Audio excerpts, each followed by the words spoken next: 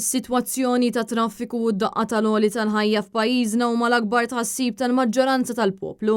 Dan joħroġ minn sħarriġ riċenti bl-isem x'qed iħasseb lil Maltin, survey li wetqet il-miskosa biex jidentifikaw l-aspetti li qed jinkwitaw lil Maltin u l-Awċin. L-istħarriġ wera li 87% esprimew it-tħassib dwar it-traffiku, 83% jinsabu mħasba dwar l-għoli tal-ħajja, 80% qalu li jinsabu mħasba dwar il-kostruzzjoni, 72% dwar l-ambjent, fil-waqt li 71% qalu li huma mħasba jew imħasba mhux ħażin dwar il-korruzzjoni.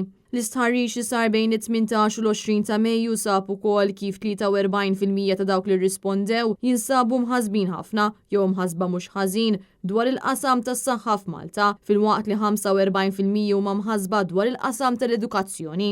Il-fundatur u direttur tal-Misko Lorenz Zammit spjega li mill-informazzjoni li nġabret f'termini ta' ġeneru, it-ħassib dwar is-saħħa u traffiku huwa simili ħafna fost l-irġiel u fost in-nisa. Iżda min-naħa l-oħra tħassib tan-nisa dwar l-edukazzjoni, l-kostruzzjoni, l-ambjent, l-għoli tal-ħajja u l-korruzzjoni huwa ogħla mitħassib fost l-irġiel. Il-persuni taħt il-35 sena urew iżjed ħassib dwar il-kostruzzjoni, l-ambjent, l-għoli tal-ħajja u l-korruzzjoni u l-edukazzjoni minn persuni akbar fl-età. Dan l-istħarriġ sar fost għażla għall-arrieda ta' kważi 400 persuna u d-dejta miġbura kienet analizzata f'termini ta' età, ġeneru u reġjun. Dan l-istħarriġ huwa konferma oħra li l-maġġoranza tal-poplu Malti qed isiba diffiċli sabiex ilaħħaq mal-għoli tal-ħajja hekk kif il-prezzijiet ta' prodotti bażiċi qed jiżdiedu minn ġurnata għall-oħra.